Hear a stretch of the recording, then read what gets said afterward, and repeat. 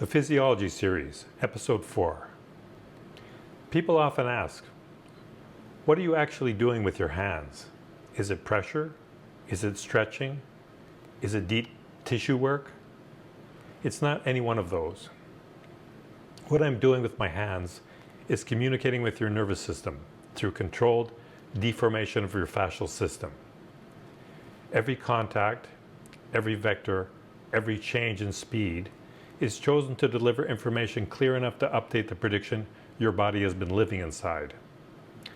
The first thing my hands are doing is listening. Fascia reveals how your body has adapted over time, where load has accumulated, where movement has been reduced, where protection has become habitual, and where sensory detail has faded. Through touch, I assess the direction of strain, the density of the tissue, its hydration, its ability to glide, and its responsiveness to deformation. This is an intuition. It's trained sensory perception. I'm not evaluating muscles in isolation. I'm evaluating how your entire system has organized itself to meet life's demands.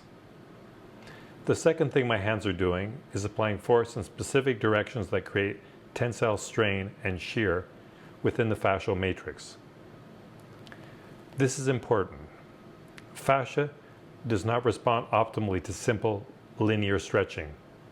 It responds to differential stretch between layers, one layer lengthening relative to another. This is what shear actually is. When shear is introduced, collagen fibers experience controlled tensile deformation, and mechanoreceptors embedded within the tissue deform and fire. This is how the nervous system receives new information. If force is applied straight downward, the body braces. When force follows the natural vectors of the fascial system, the tissue lengthens where it is ready. Layers begin to slide, and the nervous system listens. I'm not forcing length. I'm restoring the conditions under which length becomes available. The third thing my hands are doing is restoring glide between fascial layers. Restriction in the body is rarely a lack of length. It is a loss of relative motion. When layers stop sliding, sensory communication degrades.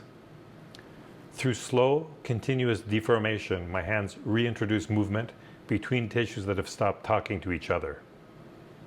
This restores hydration, reduces friction, and increases sensory resolution.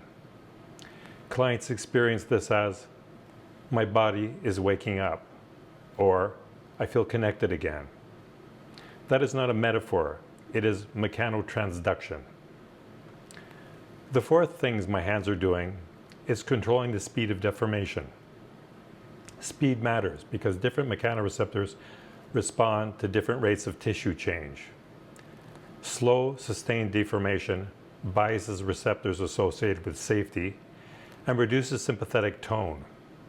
Moderate speed input improves proprioceptive clarity and refines the body's map. Faster, lighter input enhances timing, coordination, and movement precision.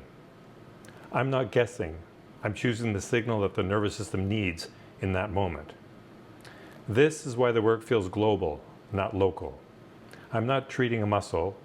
I'm updating a sensory network. The most important things my hands are doing is helping the nervous system choose a better prediction. Your body maintains old patterns because they once felt necessary. When it receives clearer, easier, more efficient sensory input, it updates immediately. Not because it was forced, but because it found a better option. Your body isn't being fixed, it's being informed. And once it receives the right information, it reorganizes itself intelligently. In Episode 5 of the Physiology series, you'll learn how restoring glide, space, and communication creates the conditions for effortless movement and lasting structural change.